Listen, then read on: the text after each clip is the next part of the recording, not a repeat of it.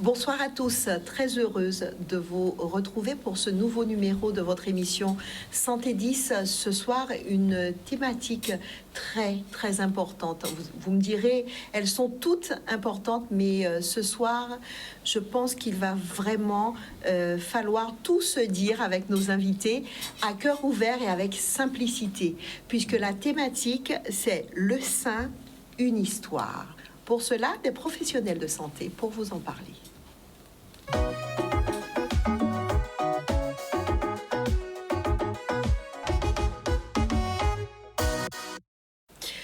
Le sein, une histoire, la thématique de ce soir. Pour vous en parler, nous avons la chance et le privilège d'avoir sur le plateau Madame Brard, sage-femme libérale. Bonsoir. Bonsoir. Du prénom Daniel. Merci d'être là, Daniel. Juste à côté de vous, le docteur Louis Geffry. Bonsoir. Bonsoir, Brigitte. Bonsoir. Vous êtes chef de service en gynécologie obstétrique à l'hôpital Louis-Constant Fleming à Saint-Martin. Et merci d'être ici ce soir. Vous vous êtes déplacé, vous revenez de Saint-Martin pour partager avec nous dans cette émission Santé 10. Et nous avons avec nous notre psychologue qui a fait le déplacement, Madame Nick Souprémanien. Bonsoir. Bonsoir, bonsoir à tous. Le sein, ben oui, une histoire. Une histoire. Il y a de cela quelques mois, il y avait eu l'émission Le sein dans tous ses états. C'était une première émission où vous étiez présent et vous aviez parlé du sein dans sa fonction nourricière, le sein victime de nos émotions aussi, hein, oui. Puisqu'on rappelle que nos émotions, et plus particulièrement les émotions négatives, eh bien, ça joue un rôle sur le sein. Quand on parle de cancer du sein, eh bien, souvent, ça joue un rôle. Vous en aviez parlé. Vous avez parlé du sein, objet aussi d'érotisme. Ce soir, on va poser un autre regard sur le sein, car le sein est un organe psycho-affectif et sexuel. Et pour en parler, Daniel, on va rentrer dans le vif du sujet. Vous êtes sage-femme, on l'a dit, professionnelle, et puis vous êtes au cœur de la vie de toutes ces femmes.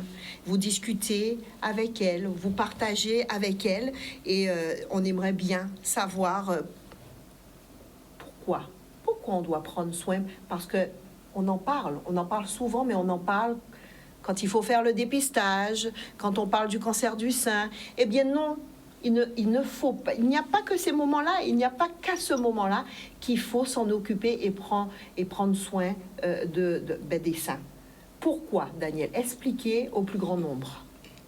Le sein, c'est le symbole de la féminité, le symbole de la maternité. C'est aussi un objet d'érotisme, mais un objet de désir et de fantasme. Et il occupe une place essentielle dans la vie des femmes. Le sein est toujours en mouvement, jamais tranquille, du fait des sécrétions hormonales. Dès la puberté, dès l'adolescence, le sein change, le sein évolue, il se développe à la puberté. Ensuite, la vie dans le cycle menstruel, en pré- et post-ovulatoire, il y a des bouleversements, des transformations.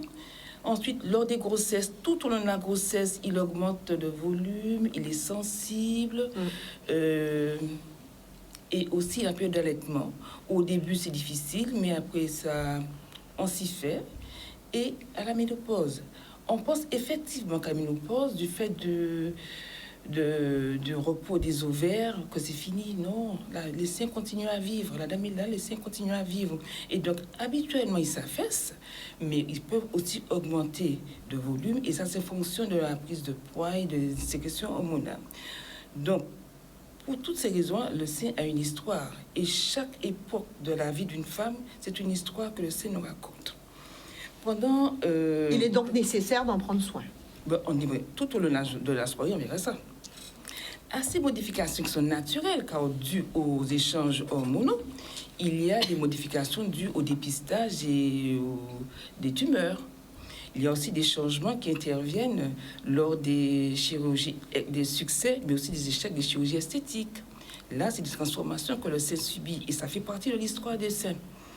Par ailleurs, la peau des seins, elle est fragile, elle est sensible. et surtout quand on n'en prend pas soin. Donc, c'est une région où il n'y a pas beaucoup de muscles, où il n'y a pas beaucoup de glandes sébacées. Le rôle des glandes sébacées, c'est de produire le sébum. Et le sébum, son rôle, c'est de pouvoir entretenir la souplesse de la peau et de retenir l'eau. Alors, il n'y a pas beaucoup de muscles, il n'y a pas beaucoup de sébum, donc il faut absolument en prendre soin. Et cela tout au long de la vie. Par ailleurs, donc, vous savez que les seins peuvent être l'objet de maltraitance. Oh, Comment? Les pertes de poids trop rapides, les régimes yo-yo, les mauvaises postures, la faible pratique d'activité physique, ou pire, la non-pratique, l'absence carrément d'activité physique, les postures, le soutien-gorge, quand il est mal adapté. Un soutien-gorge est fait pour porter la poitrine, mais quand il ne supporte rien du tout, c'est une maltraitance au sein. Il ne fait pas son rôle.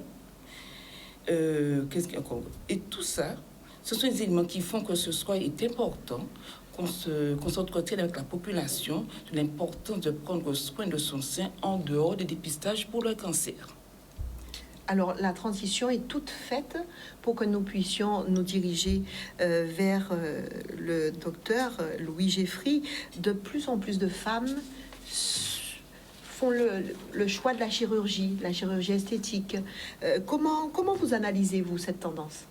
Alors, c'est vrai que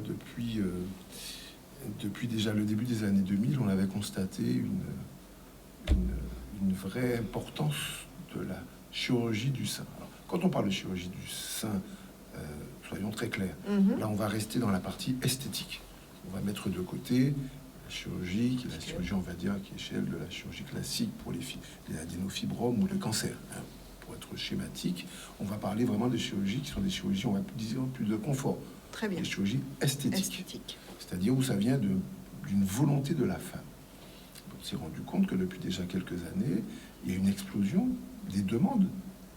Déjà, alors je ne dis pas qu'elles vont jusqu'au bout, mais une explosion des demandes en matière de chirurgie du sein. Cette question, effectivement, qui nous est posée souvent par les patientes, est intéressante, parce que derrière tout cela vient déjà tout un réflexe autour de la perception même de la femme, de la taille que devrait être la taille normale de ses seins. Et donc, pour nous, on s'est rendu compte vraiment dans la pratique qu'il y avait une distorsion réelle, c'est-à-dire entre ce qui devrait être un sein parfait, perçu par les patientes, et bien sûr la réalité de ce qu'on observait chez la majorité des femmes. Et très franchement, en regardant maintenant dans l'histoire, il y a évidemment le poids de l'image, le poids de la société. Quand on dit la société en elle-même, on se rend compte qu'il y a beaucoup de choses. Déjà, le regard des parents, mais aussi les images qui sont véhiculées par les médias, qui sont censées être les images idéales. On le sait, ça. Pour notre génération qui est aujourd'hui très confrontée à ça, puisque en 20 ans, il y a une explosion médiatique, même qu'on peut qualifier d'underground, parce qu'à une époque, pour voir des seins, pour prendre un exemple simple, au début des années 50, fin des années 50, on va dire, 60, c'est là qu'on a vu les premières images érotiques vraiment du sein apparaître au grand jour. Mais c'était les prémices de ce qu'on va appeler ensuite la pornographie ou les images érotiques. On voyait des décolletés et des seins nus, début des années 60. Après cette période-là, effectivement, il y a une explosion de la sexualisation et bien sûr de la pornographie qui a dépassé le cadre du visuel, du visible. Avant, il était possible de les voir. On disait, voilà, au cinéma, il y avait des choses qui apparaissaient. Maintenant, c'est plus besoin. On a le smartphone. Depuis maintenant 20 ans, l'image et le corps de la femme, un peu moins celui de l'homme, est devenu on va dire une matière accessible et disponible, on va dire, sur le téléphone, via Internet. À tout moment et avec facilité. Moment, ce qui n'était pas le cas il y a 20 ans. Et donc, cette génération 80, 85, 90, qui a grandi avec cette image-là, n'est pas du tout la même d'avant, des années 50.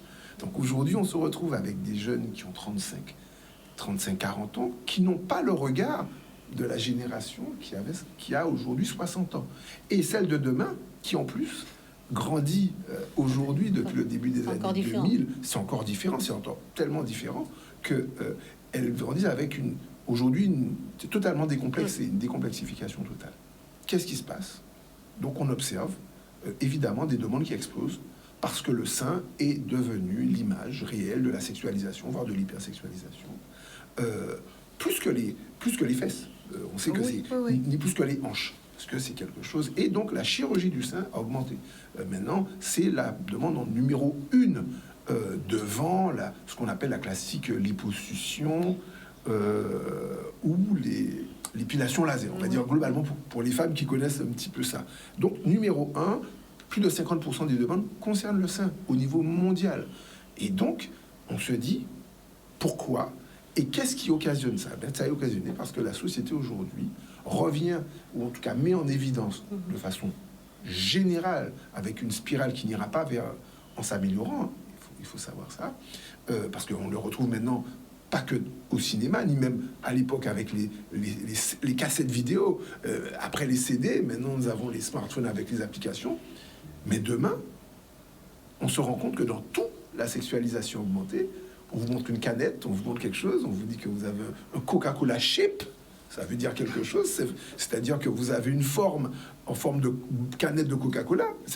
Donc, le reflet autour de cette forme, on va dire, plantureuse, avec une poitrine forte, des hanches extrêmement fines, des hanches fines, et puis un bassin large, deviennent des modèles de consommation grand public.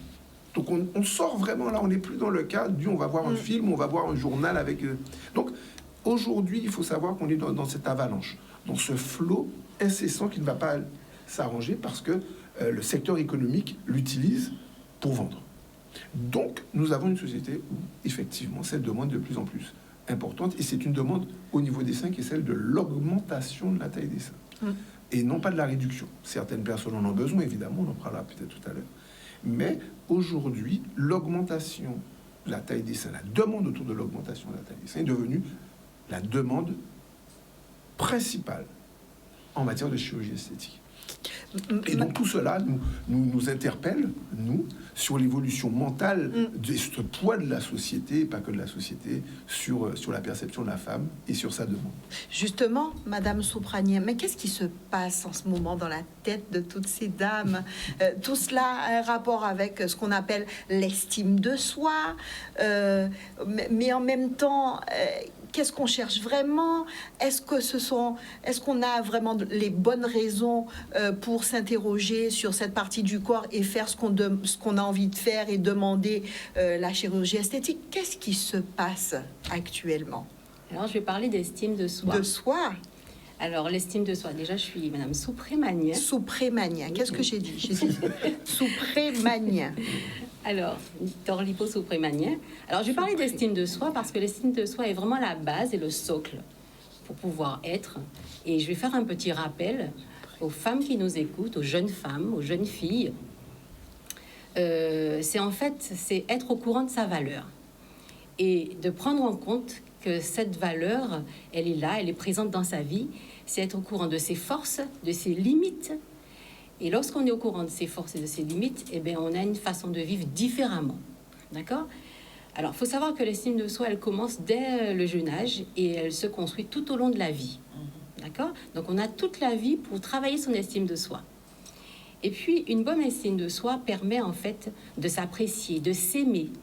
Et puis, ce n'est pas de l'orgueil ni du narcissisme. Le narcissisme, c'est on se centre sur soi-même. Ce n'est pas ça du tout. L'estime de soi, elle est basée sur le regard que tu as de toi-même et le regard aussi que ton environnement a sur toi, par exemple tes parents. Et petit à petit que tu vas devenir adulte, tu vas te défaire du regard que les autres ont sur toi-même pour en fait fortifier ton estime de soi. Mais l'estime de soi est liée aussi à la confiance en soi. Donc l'estime de soi, c'est l'être, je suis, et la confiance en soi, c'est quoi? C'est le faire, c'est l'agir, d'accord? Et c'est très lié. Pour résumer, l'estime de soi est vraiment le socle pour pouvoir vivre, bien vivre. Mais qu'est-ce qui cause les manques de l'estime de soi? Ça peut être le stress familial, la maltraitance. On parle de maltraitance, des fois on a des difficultés à mettre des mots dessus, mais des vilains mots régulièrement, c'est la maltraitance. Ou encore des mauvais comportements.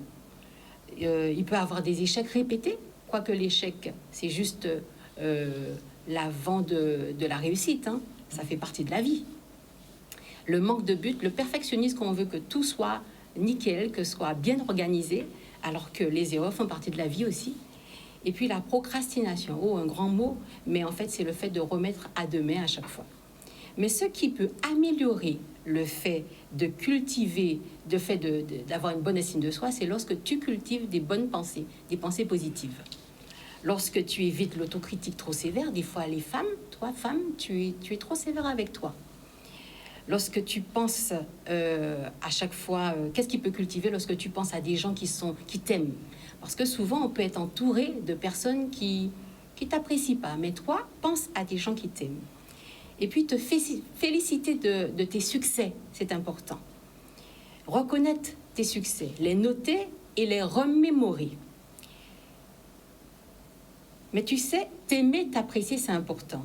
Et je vais faire le lien avec le regard entre l'estime de soi et le rapport au corps, au sein. Apprécier son corps, c'est important. Si tu as une bonne estime de soi, tu vas apprécier ton corps, mais aussi tes seins. D'accord ? C'est ton corps et tu n'en as pas d'autre. C'est le seul que tu as. Alors souvent, les femmes se calquent sur l'inconscient collectif, qui est en fait le sein ou le corps, qui est par rapport au sein catalogue ou au corps catalogue. Mais en fait, c'est très important de se recentrer sur son propre corps et se recentrer sur ses propres seins, donc les apprécier.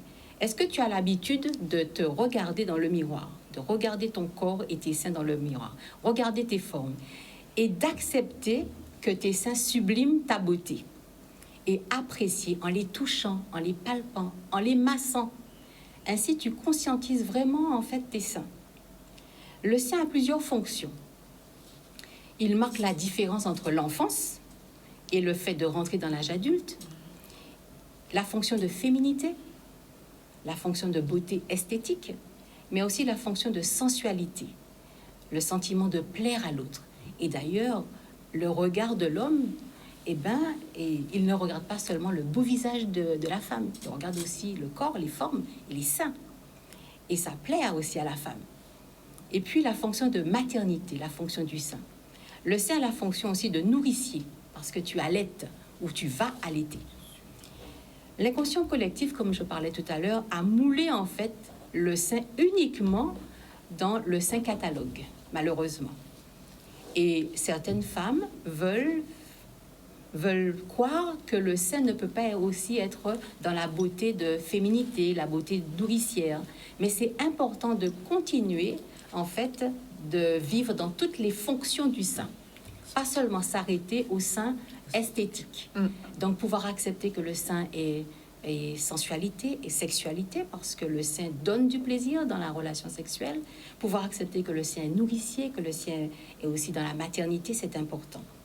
C'est important que la femme puisse comprendre, toi qui écoutes, jeune fille, jeune femme, femme, que tu es belle, que ton corps est beau, que tu es toi et que tes seins sont beaux, car tu es toi. Pas parce que tes seins sont beaux, parce qu'ils sont seins catalogues. Donc, tu peux donc accepter toutes les fonctions de tes seins et les vivre simultanément en fonction de ton âge et en fonction des étapes de ta vie.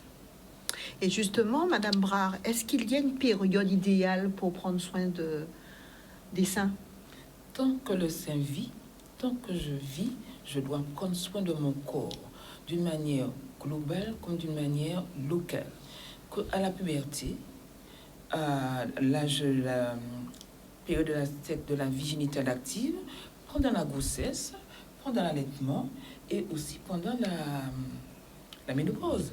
En fait, c'est le regard que comme me disait la psychologue, que je porte sur mon corps qui va me permettre de prendre soin de mon sein ou de mes seins, quel que soit l'âge que j'ai. Mes seins sont beaux, je les sais beaux, j'en prends soin. C'est mon regard qui compte. Il existe, docteur, des femmes qui ont peur d'allaiter. On va marquer une petite pause et juste après, j'aimerais bien savoir comment ça se gère quand on est face à quelqu'un qui a peur d'allaiter. On va marquer une courte pause et puis on se retrouve dans, moins de 2 minutes. Oui, je pense que je serai obligée de justifier ce grand sourire. Qu'est-ce qui s'est passé durant cette courte pause? Je vais vous le dire. Après. Je vais vous le dire, mais après.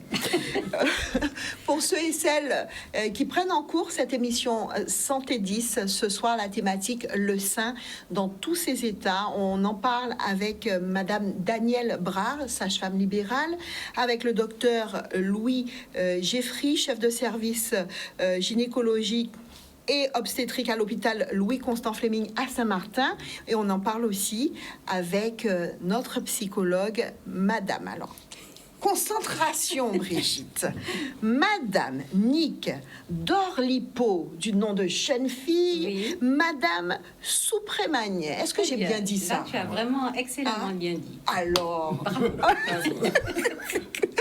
vous nous suivez sur les réseaux, nous sommes en Facebook Live, vous nous suivez, vous êtes nombreux à nous envoyer des petits messages pour féliciter la thématique, pour féliciter la psychologue.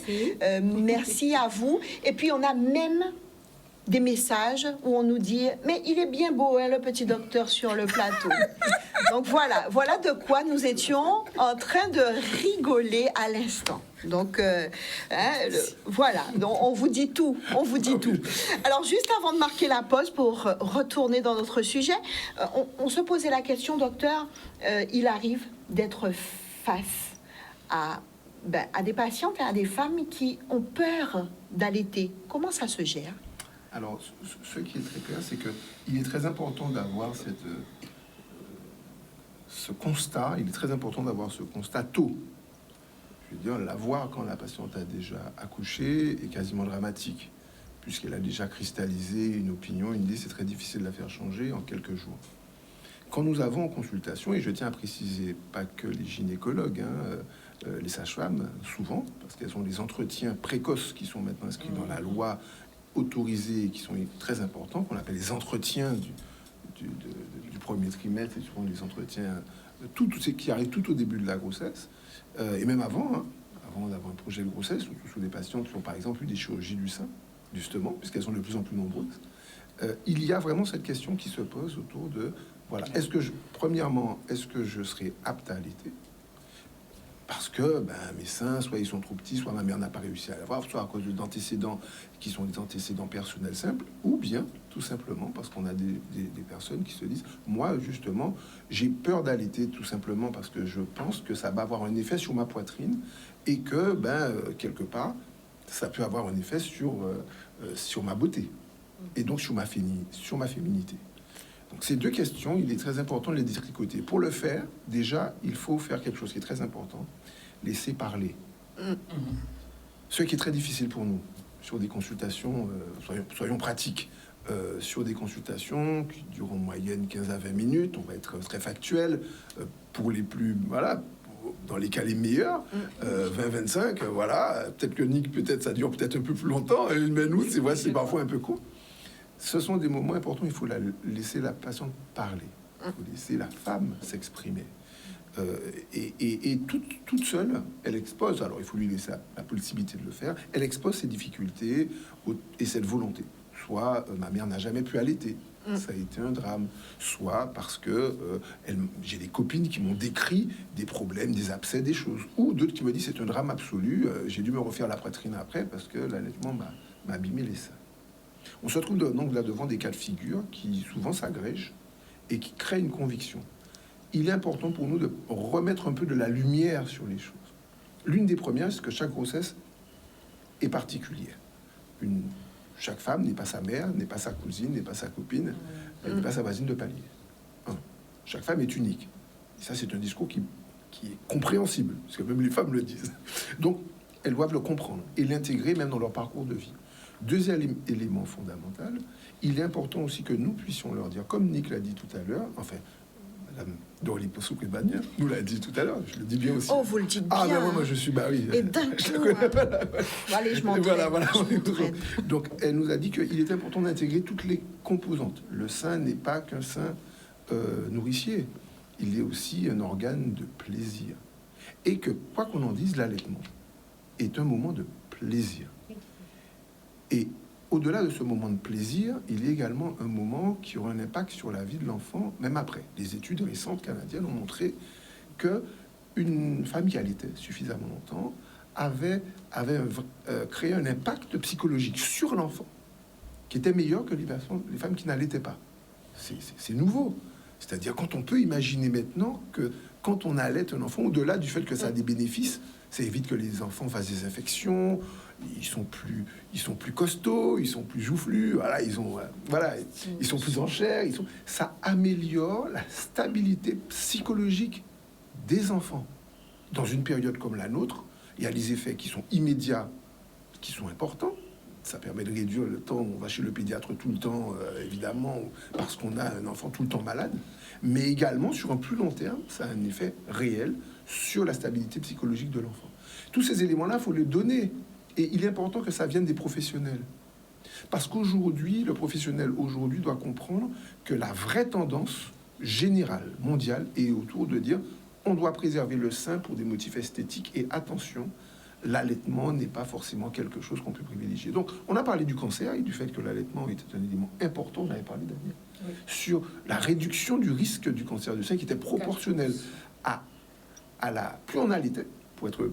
Plus on allaitait, moins le risque d'avoir un cancer du sein était important. Donc, ces notions-là sont importantes à donner aux femmes. Et puis, je reviendrai sur cette notion de la relation et de ce moment privilégié dans une période où nous avons tendance, avec le téléphone portable en main et le sein de l'autre en train d'allaiter, on se rend compte que cette société multitâche fait perdre à l'enfant et à la mère ce sentiment très important, ce moment très privilégié, qui va être éphémère parce qu'il ne va pas durer très longtemps.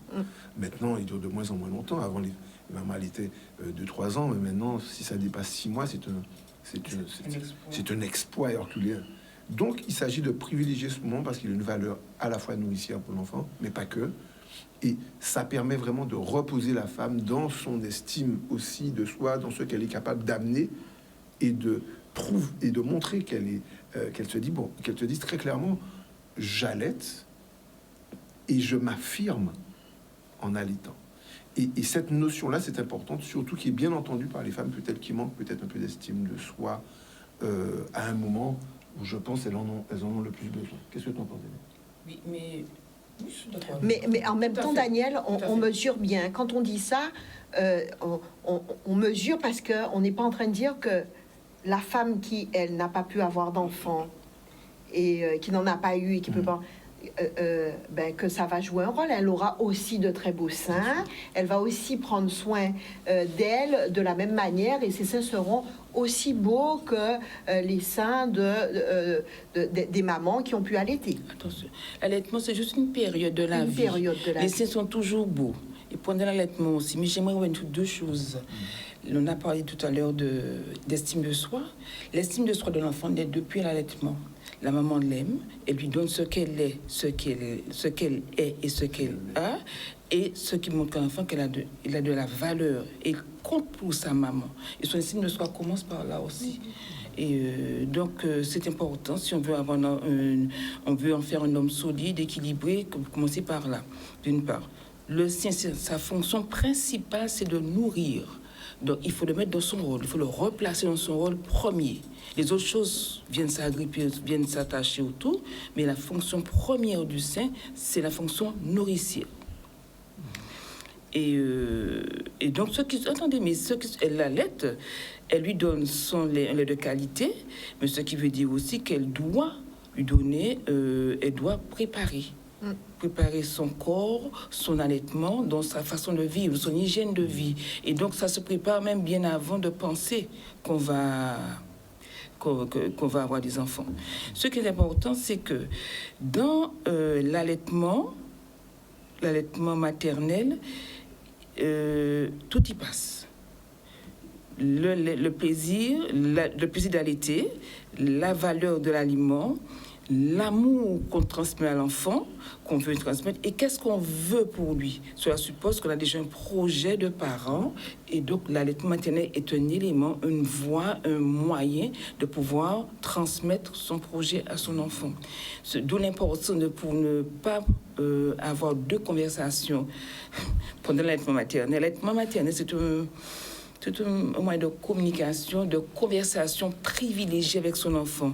Et je conçois mal qu'au début de l'allaitement maternel, une maman, elle allait d'un côté, elle a son téléphone portable. Même si c'est sa maman qui l'appelle, ou comme j'appelle aussi la maternité, je dis non. Même si c'est moi qui appelle, vous dites je ne peux pas, je suis occupée. Et oui, en tout cas, pas à ce moment-là. Pas pendant ce moment-là. C'est prendre des mal. Oui. Et puis il y a un autre élément aussi, qui est celui de la perte de poids après. La perte de poids après, on le sait. Et souvent, c'est à double tranchant. Pourquoi ? Parce qu'on reconnaît que ce qui fait que les seins peuvent perdre de leur gale, de leur élasticité, on se dit, tiens, j'ai perdu en volume des seins, pourquoi ? Souvent, c'est à cause de la perte de poids trop rapide. Et en même temps, les femmes, elles veulent perdre du poids. Oui. La solution, c'est l'allaitement. Un allaitement bien fait permet de perdre du poids de façon plus équilibrée, sans avoir besoin de faire de régime. Pour savoir et pour comprendre, un allaitement maternel bien fait, par jour, c'est 500 kilocalories de moins. C'est-à-dire que c'est 2 croissants par jour, au moins. Non, mais c'est énorme. Un croissant pour chaque sein, de moins.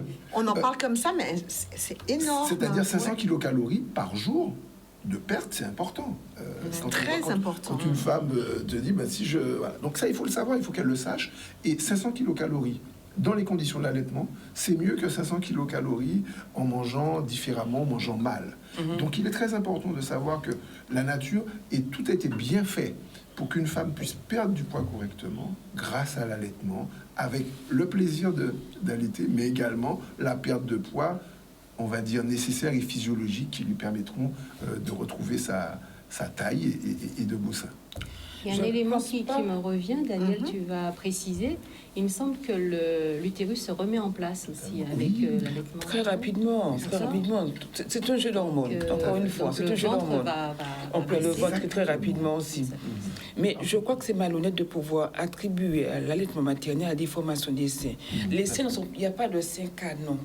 Il y a des petits seins, il y a de gros seins, il y a des seins forme arrondie, il y en a qui sont plus allongés. Quelle que soit la forme qu'on a, on la soigne. Mon sein n'est pas celui de ma soeur, comme on vient de dire tout à l'heure, celui de ma soeur, de ma voisine. Je prends soin, je ne peux pas dire que l'allaitement abîme mon sein. Il est déjà comme ça à l'avance. Il est déjà, donc il faut être honnête. Et quand je continue le soin, comme on le verra tout à l'heure, à en prendre soin tous les jours, fait correctement, simplement, on ne va pas attribuer au sein, à l'allaitement maternel, les déformations de son sein. C'est pas vrai. Honnêtement, c'est pas vrai. C'est pas juste. C'est pas juste. Autour de cette relation que la mère a avec son bébé, il y a vraiment l'attachement qui noue, qui se crée et qui fortifie l'enfant. Mais ça va fortifier aussi la maman. Aussi. Parce que l'enfant, il donne aussi, il caresse, il regarde. Donc, l'estime de soi de la maman aussi fortifiée par ce petit être qui lui donne de l'amour. Alors, juste pour ce que tu évoques cela, il y a une notion scientifique qui est connue, qu'on connaît très bien. L'allaitement provoque les contractions de l'utérus. Et il est très clairement connu qu'elle vient de la sécrétion d'une hormone qui s'appelle l'ocytocine.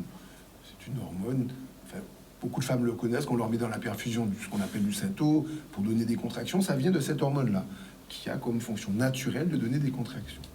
Donc quand avant l'accouchement, on s'occupe de ses seins, juste avant, on favorise les contractions pour pouvoir accoucher. Donc ça, c'est important déjà. Mais autre chose, c'est que quand tu parles d'attachement, c'est exactement ça.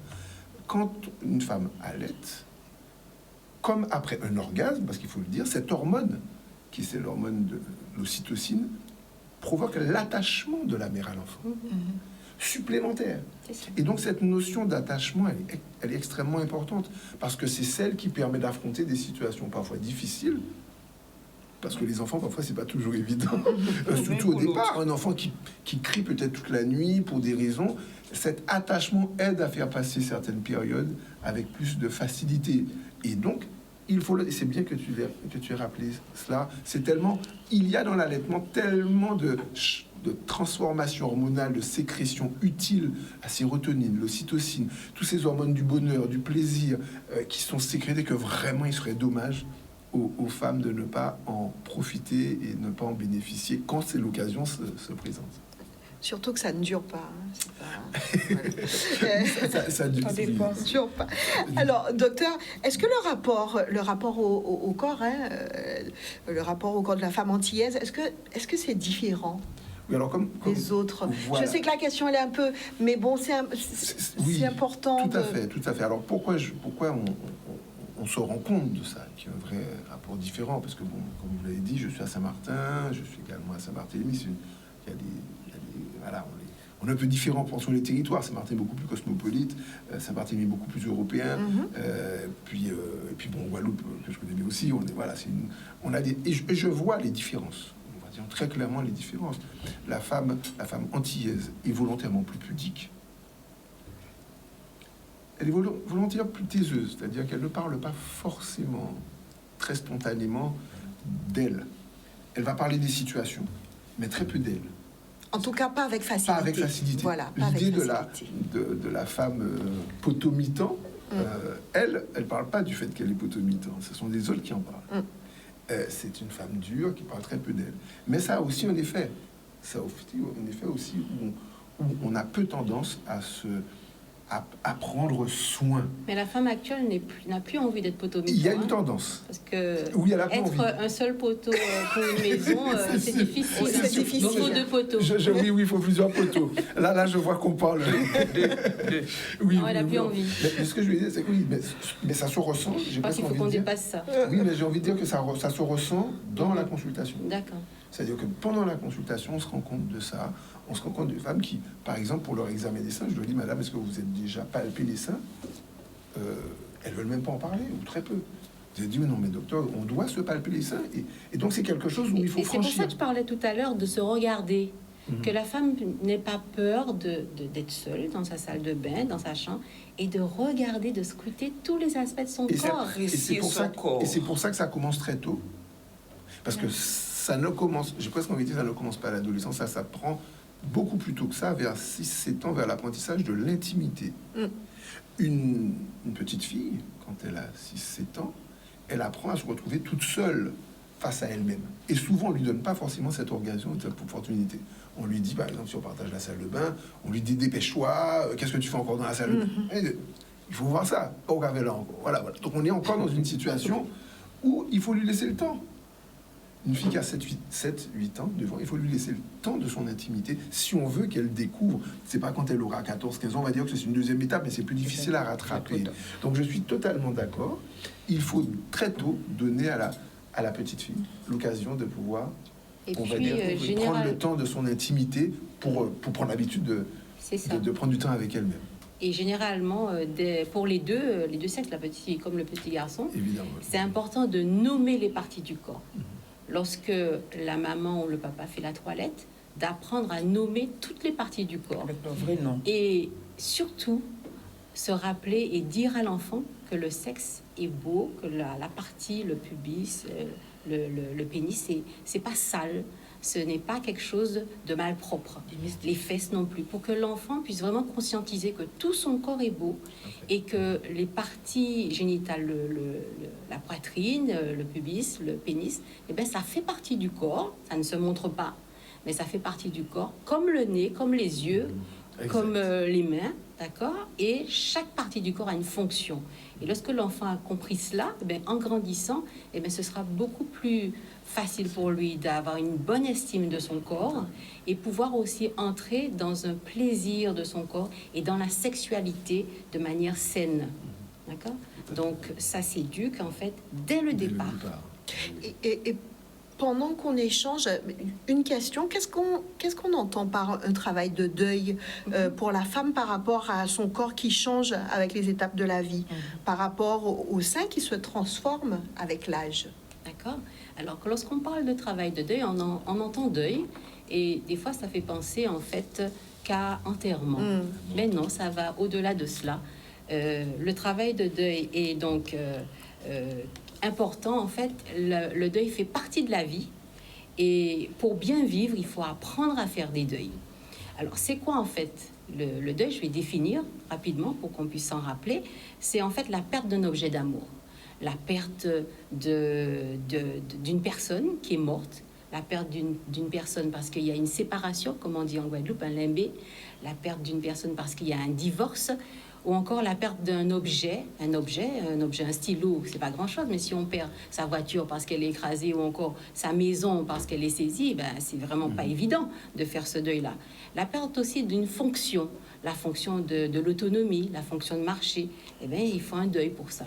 La perte d'un état, la perte aussi d'un membre du corps. Pour quelqu'un en fait qui a une difficulté par rapport au diabète et qui doit être amputé, eh ben, c'est difficile de faire le deuil de son corps amputé. Donc, il est important de faire des deuils dans la vie, ça fait partie de la vie et c'est un processus qui se fait en 5 étapes. Alors, quelles sont les étapes pour faire le deuil? Eh bien, on parle de déni, c'est-à-dire, c'est pas vrai, j'y crois pas. On parle ensuite, l'autre étape qui est la suivante, c'est la colère. Pourquoi ça m'arrive? Pourquoi moi? Les chrétiens vont dire pourquoi Dieu permet ça. On parle aussi de l'autre étape qui s'appelle le marchand d'âme. Mais j'aurais pu. Et puis ensuite vient la 4e étape qui est la dépression. On ne sait plus qui on est, on n'aime plus rien, on n'a plus envie de vivre, on a même envie de mourir. Et puis la dernière étape qui est la 5e, eh ben, c'est quoi? C'est la renaissance. Et on recommence à faire des projets dans le futur, on recommence à avoir du goût pour la vie. Et bien ces étapes-là, c'est la continuité en fait du deuil. Et il est nécessaire en fait de faire les deuils pour pouvoir accepter une étape prochaine. Et la femme, lorsque elle regarde ses seins qui évoluent à travers son âge, à travers la vie, donc la jeune fille, ensuite la jeune femme, ensuite la femme, et ben du coup, elle apprend à accepter que son sein soit différent et elle apprend aussi à faire le deuil de son sein qui est pas pareil qu'avant. Donc, c'est quelque chose qui est pas facile, mais c'est quelque chose qui est important et c'est pour ça que l'estime de soi et la notion de faire des deuils sont liées. D'accord? Puisque si elle voit son sein qui grossit, alors parce qu'il se gorge de lait, et ben elle peut pas mettre les mêmes vêtements. Donc, elle doit adapter sa façon de se vêtir à cela, et peut-être qu'elle va sentir qu'elle est moins attirante ou attrayante, ce qui est faux, mais elle aura une perception de la réalité ainsi. Si la femme voit ses seins qui ont des vergetures, parce qu'après l'allaitement, certaines femmes peuvent le vivre, eh bien, elle pourra mettre des maillots différents, des maillots de bain. Elle sera un petit peu complexée. Alors tout ça, c'est important de travailler cela avec un professionnel, la sage-femme, le médecin gynécologue, le psychologue ou encore son infirmier qui vient, son médecin traitant. Si on n'a pas envie de parler à un psychologue parce qu'on est un petit peu gêné, on peut parler à son médecin traitant de tout cela, à une amie, mais en tout cas, se faire aider, ne pas rester seul avec sa difficulté à faire son deuil de son sein qui est différent d'avant, qu'on trouve peut-être moins beau, mais en tout cas de ne pas rester seul avec soi-même et avec sa difficulté. D'accord? Donc, demander de l'aide et se faire aider, accepter de l'aide également. Et d'ailleurs, ne sommes-nous pas tous différents? Absolument. C'est que le charme de la vie. Donc, finalement, Le charme. Daniel, qu'est-ce qu'il faut faire? Nous voulons quelques conseils. On veut prendre soin de nos seins et sûrement notre sage-femme de ce soir a quelques conseils à nous donner. Oui, juste quelques petits conseils. Le premier, c'est le choix de ce soutien-gorge. Un soutien-gorge, j'ai entendu soutien-gorge. Donc, on soigne sa poitrine. Il soutient quelque chose. Il faut avoir un soutien, un bon maintien. Et un soutien qui ne soit pas serré, qui ne baille pas, qui ne vous fasse pas mal. Donc, il faut penser au soutien-gorge à toute étape, pour la journée, pour son activité, pour le sport. Le soutien-gorge que je mettrai pour aller travailler, je n'ai pas fait mon sport de la dentelle. Je mettrai le soutien-gorge de sport parce que les chiens sont sensibles. J'ai beaucoup dit au début, les chiens sont sensibles, ils ne supportent pas les chocs. Il y a des frottements et ça fait mal. Donc il faut, et quand on a une activité qui est dynamique, ça fait mal après. Donc il faut, on soigne son sein, on l'aime, on adapte son soutien-gorge à sa pratique. Pour le sport, il faut un soutien-gorge de sport. Alors, je disais, la base, c'est d'avoir un soutien-gorge qui maintient, qui tient. Alors, il y a les seins, mais il n'y a pas que les seins, il y a la poitrine, mais il y a le cou, la nuque et le dos. Et les dames qui ont une poitrine généreuse en savent quelque chose. Et je continue toujours avec le soutien-gorge. Alors, le soutien-gorge, ils suivent l'histoire du sein. Pour les dames qui connaissent une grossesse, il faut avoir un soutien-gorge qui évolue avec la grossesse, tout le temps de la grossesse, parce que le sein augmente de volume, donc le soutien-gorge qu'on mettra au début, on n'est pas sûr de finir la grossesse avec. Il faut l'adapter, il faut qu'il tienne bien la poitrine, qu'elle ne vous fasse pas mal, qu'elle ne vous fasse pas vous baisser la tête, saluer en permanence. Non, vous devez toujours être pied droit, regarder devant et être à l'aise dans son soutien-gorge. Être à l'aise ne veut pas dire quand c'est trop large. Il faut avoir le courage de se séparer des soutiens-gorge qui ne soutiennent rien du tout, qui baillent, qui sont trop larges. Il faut s'en séparer. Il faut s'en séparer. Ensuite, la grossesse, l'allaitement, l'avantage pour la grossesse, donc il évolue avec le sein, et la matière dont il est fait, elle est souple. Le soutien-gorge d'allaitement, l'avantage, c'est qu'il s'ouvre facilement pour faire juste sortir le mamelon pour allaiter. Donc, c'est intéressant. Par contre, comme les seins augmentent de volume jusqu'à doubler au moment de l'allaitement, je conseillerais de choisir le soutien-gorge du magasin, de l'acheter après. On va pas aller en Amérique quelqu'un acheter que de toute façon, si on veut l'acheter, comme les gens acheter tout dès 4 mois de grossesse, quand elles ont 24 heures, et le soutien qu'elles ont acheté n'est pas efficace, ne tient rien du tout. Et comme c'est lourd, c'est douloureux parce que la montée est actuelle, on a dépensé pour rien. On le choisit, on l'achète après. Parce que la taille, il faut l'adapter pour qu'il soit effectivement un soutien-gorge. Et à la ménopause aussi. Donc, les seins diminuent de volume, mais parfois ils augmentent de volume. Donc, ce qui est important, c'est connaître, avoir des mensurations. Le tour de taille et le tour de poitrine. Et quand on ne peut pas faire tout ça, on va dans un magasin de lingerie. Les vendeuses savent faire, elles vont vous faire essayer des modèles et vous donner le modèle qui vous convient. Donc, il faut tenir compte des petites poitrines, des moyennes poitrines et des poitrines généreuses. Il faut aussi penser aux activités. Les dames qui veulent, par exemple, je ne veux pas demander à une poitrine généreuse de porter les balconnières. Il faut adapter. Et s'assurer que pour les poitrines généreuses, ça se ferme bien. 3 attaches. Et les bretelles sont suffisamment larges que ce soit confortable. Et quand c'est vraiment gênant, matière douleur et autres, s'adresser au médecin qui peut vous donner l'orienter sur... Quand on a tout fait pour le port de soutien-gorge, il faut s'adresser au médecin pour la suite. Bon, il n'y a pas que le port de soutien-gorge, c'est important. Donc, même la jeune fille, les premiers soutiens-gorge, on n'achète pas au hasard. Il faut tenir compte du tour de taille de poitrine. C'est important. Tout de taille, tout de poitrine. On ne sait pas faire, on va chez ceux qui savent faire. On va à la boutique, au magasin, et les hommes sont là pour ça. Voilà, les professionnels vont nous conseiller. Ouais. On prend de bonnes habitudes dès le départ. Ensuite, il y a la posture. Cette posture-là, ça ne va pas avec les seins. Non, je m'aime. Je n'ai rien à cacher. Je n'ai pas honte de moi. Je porte bien. Je suis droite. Mes épaules en arrière. Et mon soutien efficace. Je regarde droit devant. Voilà, exactement. C'est moi le problème. Ça veut dire, moi, s'il ne se passe par là, je n'ai pas peur de l'avenir. Si je suis comme ça, très souvent, ça me fait réfléchir. Il y a un souci. Qu'est-ce que je veux cacher? Non, je n'ai peur de personne, j'ai honte de personne. Ma poitrine, elle est belle. Je n'ai pas à la vendre. Je ne la vends pas.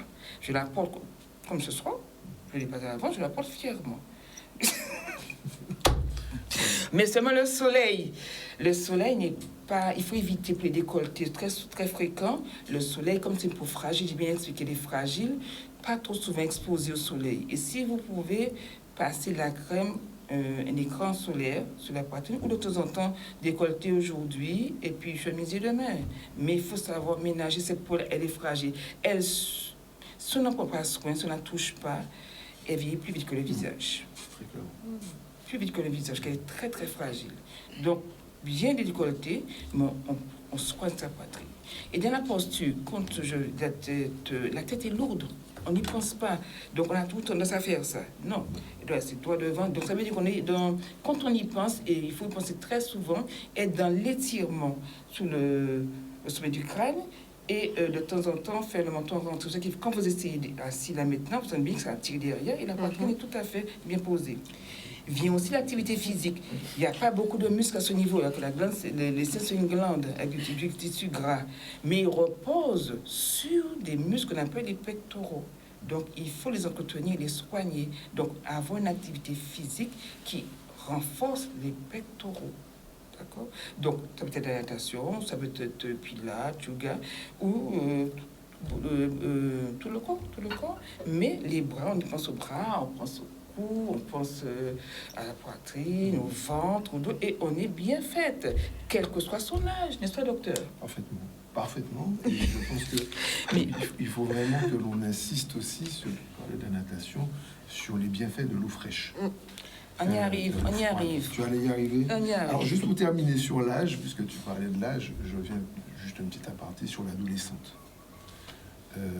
S'il vous plaît, il faut le dire aux parents, elles n'ont pas les moyens forcément, mais quand elles vont faire du sport, les jeunes filles qui parfois ont les poitrines généreuses, oui. Quand elles vont faire du sport, elles n'ont pas les soutiens-gorge adaptés, dans la grande majorité des cas. Elles ont les soutiens-gorge en général, mais quand elles vont en EPS, l'éducation, il faut que les parents y pensent pour leur donner des soutiens-gorge adaptés. C'est à ce moment-là que ça commence, parce que c'est à ce moment-là que se détruit les tissus de soutien, les tissus conjonctifs, pour pas dire au terme, et donc ça, on fait le lit des vergetures futures. Donc il faut vraiment leur donner à ce moment-là, au moment où leur poitrine augmente, globalement jusqu'à l'âge de 15 ans. 15 ans, ça se termine, 15 ans maximum, début 16 ans en général. Il faut que dans cette période-là, elles s'en occupent bien, que l'éducation soit bien faite et qu'on leur donne, si possible, parce qu'ils sont un petit peu plus chers, les soutiens-gorge. Il faut qu'on leur donne la possibilité, parce qu'elles n'ont pas forcément les moyens. Pratiquement, il faut que les mamans et les pères aussi, parce que voilà, il faut le dire, je ne veux pas dire que la maman, mais il faut qu'elle fasse ça, parce que c'est un moment charnière. Voilà, c'est une aparté. Ce que j'ai observé, je ne sais pas si Daniel, tu vas aller dans ce sens-là, mais j'ai observé que les jeunes générations ne portent pas beaucoup de soutien. C'est une mode qui arrive maintenant. Parce que c'est une mode pour montrer la beauté du sein, ce qui est bien, parce que dans ce sens-là, je veux dire, elles n'ont pas une honte des seins comme avant, elles le montrent, elles l'affichent. Mais est-ce que c'est bon de pouvoir mettre le sein sans soutien tout le temps? Mais non, c'est ce que je dis. Voilà. Je parle d'activité, par exemple, elles sont à l'école, elles vont faire du sport, il faut avoir de soutien pour bien tenir. Et pas n'importe lequel, un soutien adapté, un bon soutien. La beauté des seins passe par le soutien-gorge. Et bon soutien veut dire que c'est un peu plus coûteux. Oui, un peu plus coûteux. Mais ça vaut le coup de leur dire, alors, on est bien d'accord que ne pas avoir peur de montrer ou parce que c'est une mode maintenant, enfin un peu plus, on met plus de soutien-gorge, on n'a plus peur de monter les tétons à travers les vêtements, ça devient une tendance. Mais quoi qu'il en soit, n'oublions pas, les jeunes filles, 15 ans, 16 ans, même un peu avant, attention, leur donner déjà l'habitude d'avoir des soutiens-gorge adaptés. Et en fait, d'accompagner, pas d'imposer, mais d'accompagner. Et l'accompagnement, c'est être à côté, c'est écouter, c'est faire avec. Et ça donne beaucoup plus de résultats parce qu'il y a de l'amour dedans, dans cet acte d'accompagner sa jeune fille, d'accompagner son adolescente. Pouvoir parler aussi, dire ce qu'il en est, la résultante d'un acte. Et comme ça, il y a une conscientisation de la jeune fille, il y a une conscientisation de la jeune femme. Et c'est beaucoup mieux que d'imposer. Il y a un élément en psychologie je pense qu'il permet aussi de faire du bien, qui donne du bien-être au sein, c'est la gestion des émotions. Lorsque la jeune fille, la jeune femme, la femme, toi qui m'écoutes, tu apprends à gérer tes émotions, eh bien ça fait du bien à tes seins. Parce que n'oublions pas que les femmes ressentent les choses très fort et ressentent les choses dans leur sein, dans tous les organes de l'amour en fait. Et lorsque tu es fatigué ou tu es stressé, tu peux avoir mal au sein. Tu peux sentir une petite douleur parce que tout ce que, comme une éponge, tu as pris en fait ce que tu as ressenti, tu as pris en fait tout le stimuli qu'il y a autour. mais c'est important de gérer tes émotions. Les émotions, il y en a, c'est important pour la vie parce que c'est la lecture de ton corps d'un événement qui se passe, une nouvelle que tu entends. Ton corps, il réagit. Donc la peur, la joie, la colère, toutes ces émotions sont bonnes parce que le corps a besoin, il agit et il montre que tu as ressenti telle chose par rapport à un événement. Mais c'est important de faire quelque chose pour que ton corps ne puisse pas absorber du stress, parce que sinon tu le vis dans tes seins. Donc en te baladant, en te donnant du plaisir, en faisant du vélo, en faisant du jogging, activité physique, en te reposant, eh ben, tu enlèves tout le côté négatif que l'émotion t'a donné et tu ne le cristallises pas dans ton corps. Ça, c'est très important. Merci. Il faut penser aussi à masser son sein.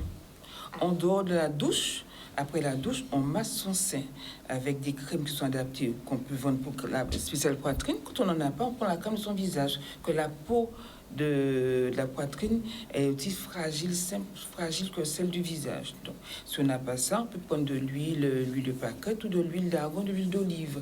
On se masse les seins. Hein. On ne palpe pas comme pour le dépistage des tumeurs, mais on se masse le sein, on se fait du bien. On l'hydrate parce que c'est une peau qui est fragile, d'une part. On peut faire un gommage toutes les semaines. Et après le gommage, on va encore faire un massage avec de l'huile ou une crème, tout ça. Et puis pour les rendre plus toniques, avec en plus du sport, après la douche, on la prend tiède. Si les plus courageux, c'est un jet d'eau froide sur la poitrine. Ça fait du bien pour le tonifier et puis aider à maintenir le galbe. Il n'y a rien qui va nous donner le galbe qu'on n'a pas, mais on peut quand même limiter les effets, les dégâts. Donc, ce jet d'eau froide, c'est important pour tonifier la poitrine. Merci Daniel. On arrive à la fin de notre rendez-vous. Docteur, un petit mot, hein? Qu'est-ce qu'on devrait dire à tous ceux et celles qui nous écoutent sur notre thématique? Qu'est-ce qu'on a oublié de souligner, qu'il faut dire avant de se dire au revoir? On a oublié de dire quelque chose qui pour moi est fondamental, mais je pense qu'il a été dit par notre professionnel qui n'est pas une spécialiste spécifiquement de la femme. Mais les hormones et les seins, c'est une belle histoire.